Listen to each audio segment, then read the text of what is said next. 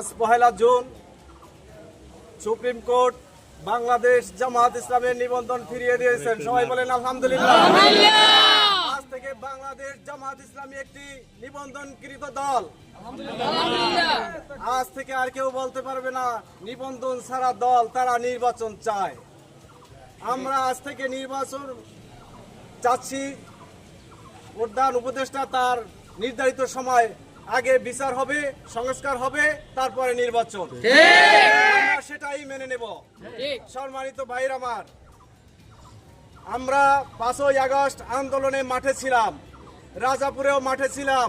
যখন আমরা আন্দোলনে নামেছি, বিভিন্ন রাজনৈতিক ব্যক্তিত্ব তারা আমাদেরকে ওখান থেকে সরিয়ে দেওয়ার জন্য পায়তারা করছে, চেষ্টা করেছে। তারাই এখন আবার ভোগ দখল করতেছে। তারা সেদিন বিকাল 4টার সময় এসে মিছিলের সাথে সম্পৃক্ত হয়েছে। এখন তারা ইউনিয়ন পরিষদ একচাটিয়া ভাবে জবরদখল করে তারা ভোগ করতেছে, তারা বটোয়ারা করতেছে। আমরা ভেবেছি সোজা আঙ্গুলে ঘি না উঠলে আমরা আঙ্গুল ব্যাখ্যা করতে জানি।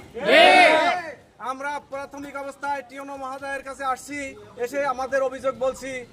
তিনি আমাদেরকে পরামর্শ দিয়েছেন ইউনিয়ন পরিষদে যাওয়ার জন্য। আমরা ইউনিয়ন পরিষদে গিয়েছি, তারা বলছে আমরা জিম্বি। আজকে আবার তার কাছে আসছি, তিনি বলছেন, তিনি আশ্বস্ত করেছেন, আমরা আমাদের মনের কথাই বলেছিলাম যে আমরা ইউনিয়ন পরিষদ তালা লাগাইতে বাধ্য হব যদি আপনি যথাযথ ব্যবস্থা না নেন। তিনি আমাদেরকে আশ্বস্ত করেছেন সরকারিভাবে যত যা কিছু আসবে সমহারে বন্টন করবেন। তিনি আরো আশ্বস্ত করেছেন ঈদের পরে 6 ইউনিয়নের চেয়ারম্যান তাদেরকে নিয়ে আমাদের রাজনৈতিক ব্যক্তিত্বের সাথে তিনি বৈঠক দিবেন।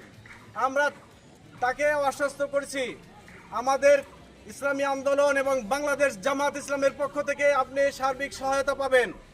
যদি আপনি সরকারি সমস্ত কাজ সুন্দরভাবে বন্টন করেন তাহলে আমাদের কাছ থেকে আপনি সহায়তা পাবেন, আর যদি এটা না করেন তাহলে আমরা আমাদের সিদ্ধান্ত নিতে বাধ্য হব।